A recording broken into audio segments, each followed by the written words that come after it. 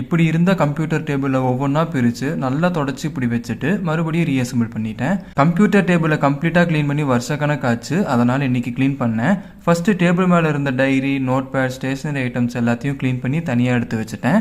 அப்புறம் லேப்டாப்பையும் பிரிண்டரையும் க்ளீன் பண்ணிட்டு கீழே உட்காந்து யூபிஎஸ்க்கும் ஸ்பீக்கருக்கும் வர கேபிள் எல்லாத்தையும் ரிமூவ் பண்ணிட்டு அதை ஒவ்வொன்றா க்ளீன் பண்ணிட்டு அதை எல்லாத்தையும் தனியாக ஒரு பக்கமாக எடுத்து வச்சுட்டேன். அதை முடிச்சுட்டு ஸ்க்ரீனோட கேபிள் ரிமூவ் பண்ணிட்டு ஸ்க்ரீனை கோலின் வச்சு தொடச்சிட்டு ஸ்பீக்கரையும் க்ளீன் பண்ணிட்டு டேபிளில் இருக்க டாப் ஏரியா ஃபுல்லாக ட்ரை கிளாத் வச்சு தொடச்சிட்டு அப்புறமா கோலின் யூஸ் பண்ணி தொடச்சிட்டேன். அப்புறம் கீழே இருக்க மித்த எல்லா கேபிள்ஸையும் க்ளீன் பண்ணிட்டு பாட்டம் ஏரியா ஃபுல்லாக டாப் ஏரியாவுக்கு க்ளீன் பண்ண மாதிரியே ஃபர்ஸ்ட் ட்ரை கிளாத் போட்டு டஸ்ட்டை ரிமூவ் பண்ணிட்டு அதையும் காலின் யூஸ் பண்ணி நல்லா பளிச்சுன்னு தொடச்சிட்டேன். ஃபைனலாக லேப்டாப் ஸ்க்ரீனையும் க்ளீன் பண்ணிட்டேன். இப்போ இதில் என்னன்னா எனக்கு இதை ஃபுல்லாக க்ளீன் பண்ண 2.5 மணி நேரம் ஆச்சு. சக்கையாக வேலை வாங்கிருச்சு.